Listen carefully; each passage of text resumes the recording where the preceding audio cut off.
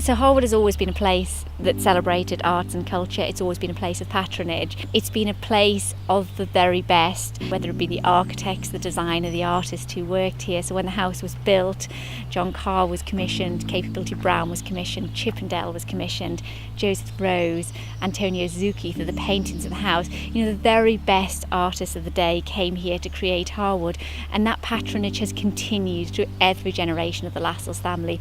It's in their blood, it's in this place.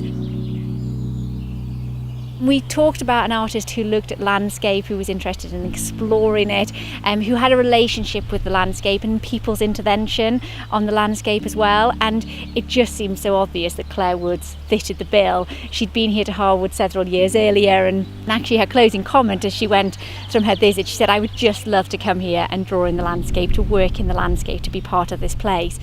Big angles, so there's some, but then maybe he turns in. Yeah. Claire's very interested in looking beyond the manicured and the formal, you know, to the abstract, to the areas that are less manicured, the areas that are perhaps sort of tired or has withered with time.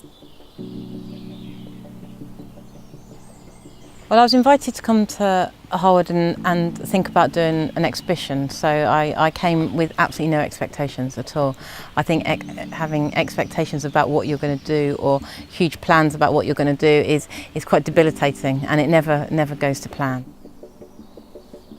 So on my first visit, it was quite superficial. It was being here in the main hub of the estate, looking at the house, looking at the grounds and looking at some of the collection, not everything, but a proper tour of the staterooms and the gallery, and it was great, but I kind of felt like there was more to get your teeth into that wasn't so manicured and so controlled, and although there's definitely history there, it's the official history, which is great, but it's not really what inspires me. So on the second visit, or the third visit maybe, I went with Anna, and we took a Land Rover and we did the whole estate, and we did everything. We did the walled garden, the lake, followed the boundary of the estate around the wall, the old gatehouses. We came back, we went to the church, we went to the quarry, we went through the underpass, we went to the folly.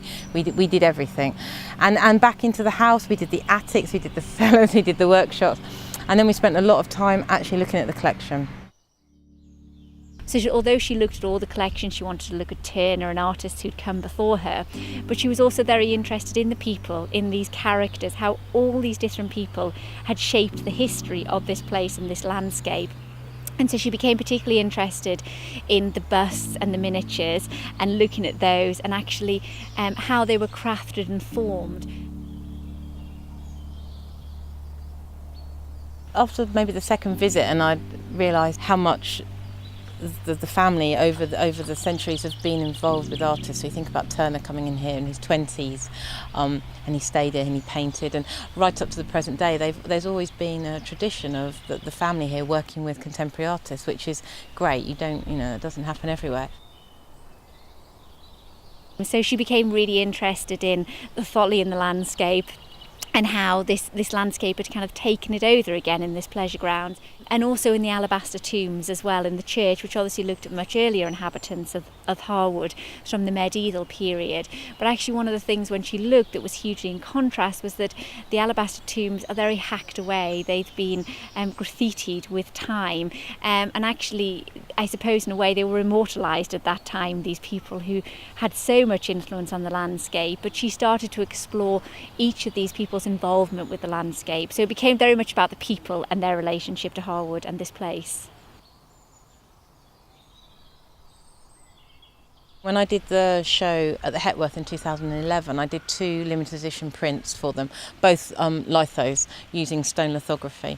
So when we said that we were going to do this project, and I thought it'd be really great to be able to work with lithography again, and just didn't want to work on a kind of mediocre scale. It was like, if we're going to do this, we can really push this process. And Stephanie, the technician I work with, is very open to these kind of projects and ideas, and she was happy to try and make these large scale lithos, and supposedly they're the largest lithos that have been made. because you do really need a press when you're making a lithography print. So we set up my studio with an MDF bed on the floor, screwed into the floor. We had a diesel road roller. So we were really improvising, a washing line to peg these big prints up. It was a bit Heath Robinson, to say the least. And it was physically hard to make it work, but finally we got our 4 unique prints. So the title of the exhibition is The 7 Eggs, and we decided, I heard it when I first came onto the estate and we were going into the landscape and looking at the different aspects. There's a folly over by the church, and the name that everyone was referring to as was The 7 Eggs. And I just found that really interesting, that there's this name that's been passed down through history that doesn't have any tangible reference to what's there. It just felt right. So, and I'm always very interested in titles, and I title all my work. I'm not that interested in titles that explain what's in a painting. That doesn't really work for me. I like a title to give you another way into the work. I listen to a lot of music in the studio, and years ago it struck me that there was these 4 songs, and these women that were being sung about had similar traits. They were kind of strong women that had been wronged by their father, their brother, or something. And I'm not making a big stand, it was just interesting. They all began with S. Formerly they all looked very similar and worked together, and they just sort of stuck in my head, and it was something that I'd wanted to use for a long time, but I knew I wanted to use them together. So when we were working on this, it just seemed like the perfect choice of title.